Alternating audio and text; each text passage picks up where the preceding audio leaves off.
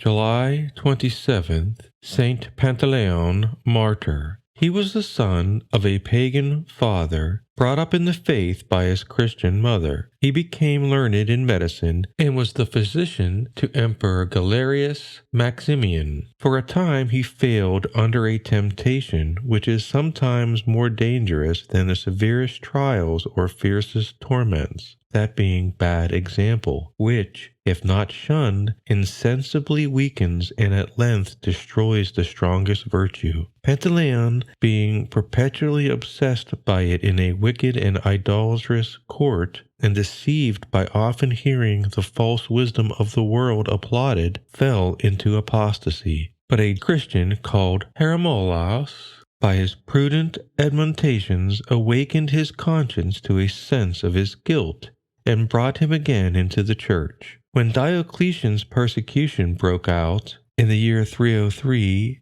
he distributed all his possessions among the poor Christians, and was shortly after denounced to the authorities by some jealous fellow physicians. He was arrested together with Hermolaus and 2 others. The emperor wished to save him and urged him to apostatize, but Pantaleon refused and miraculously cured a paralytic as a sign of the truth of the faith. After suffering many torments, they were all condemned to lose their heads, but Pantaleon suffered the day after the rest. He was subjected to 6 different attempts to kill him by burning, liquid lead, drowning, wild beasts, the wheel, and the sword. All of these, with the help of the Lord, under the appearance of Hermolaus, he frustrated, till at length he permitted himself to be beheaded. Then there poured from his severed veins milk instead of blood, and the olive tree to which he was bound sprang into fruit. Saint Pantaleon is one of the 14 holy helpers and is honored in the East as the great martyr and wonder worker, and one of the holy moneyless ones who treated the sick without payment. In the past, he has been almost as famous in the West. Relics of his blood are preserved at Constantinople, Madrid, and Ravello. Per St. Alphonsus, these are said to liquefy on his feast day exactly as does that of St. Januarius at Naples.